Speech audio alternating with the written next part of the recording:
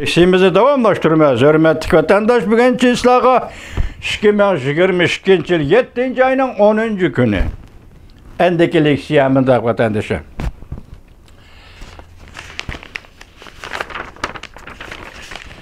Karankulak. Yürüp kelmekte. Kuruk cesetlerinin şalhuram sekrişi, Koyaşның tağ arqısıdan kötürülüşünü tosap qalalmaydı.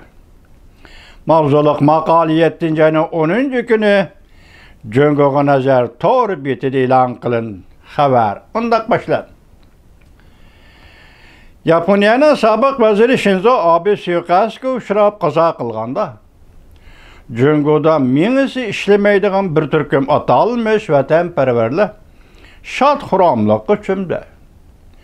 Bu bir gruppa qalcırlaşqan milletçiler. Shinzo Abe'nin bu şekilde vafat buluşunun Cöngöge opet elip kelidiganlığını bilmeydi. Ola baldurla şal bulup gitişti. Şangaqlıq obzorçu yan Cöngö degenning maqalasi vatandaşım. Shinzo Abe'ga suiqasd qılınğan qatilning nemi siyasi maqsadi bar hazırgacha bu uçuq emas.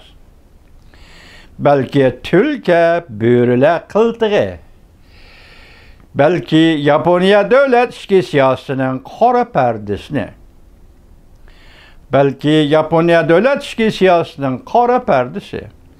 Belki Rusya Cöngö müstebidizm kuşlarının kılgan işidir. Qatilning mudda maqsadlarının qandaq buluşudan qat'i nazar. Shinzo Abe'nin vafat buluşu bütün dünyaga mundaq bir signal tarqatdı.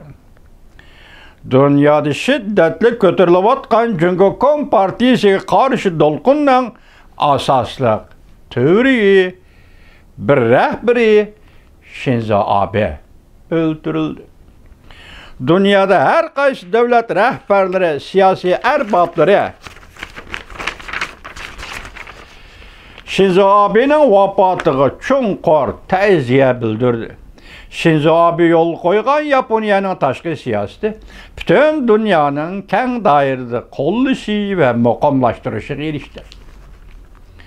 Shinzo Abe'nin onsuz siyosati dunyoviy Cöngö Kompartiyasiga qarshi dolqunining bir qismidir. Shinzo Abe Cöngö Kompartiyasiga qarshi dunyoviy doilaning birisidir. Shinzo Abe'nin vafatı herkes Shinzo Abe'nin özünün işiyle emas. Bütün dünyanın işidir. Cöngö'de atalmış vatanperver manqurtla akılsız, numussuz bir türküm tirik cesetler bulup tan yürüyüş aldıda Perixonning Gülxanını çöğürdüp usul oynavatkan kişilerdir. Ular Quyoshning tağ kaynidan kötürülüşünü tosib qalamiz deb o'ylayotdi. Shinzo Abe'ning vafot bo'lishi Cöngö Kompartiyasi qabohatlik bir tushdir. Bütün dünya shuni biladi, lekin Cöngö'da atalmış vatanperver manqurtlar buni bilmaydi. Yaponiyada Cöngö Kompartiyasidan bezor bo'lgan fuqarolar hozir 70%'in aştı. Bu statistika Shinzo Abe'nin vafatıdan burunqi statistika idi. Shinzo Abe Yaponiyada hukuk yurgizgandan beri Yaponiyada hokimiyet beshidikilar Yaponiya harbiy kuchini taraqqiy qildirishning ko'yig'i tushdi.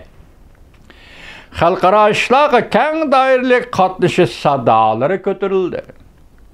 Shinzo Abe'nin Yaponiya siyosat sahasida tutgan o'rni intayin muhim edi. Uning siyosat yo'li kishilarning qalbidan o'rin olgan edi. Davomini anglashimiz.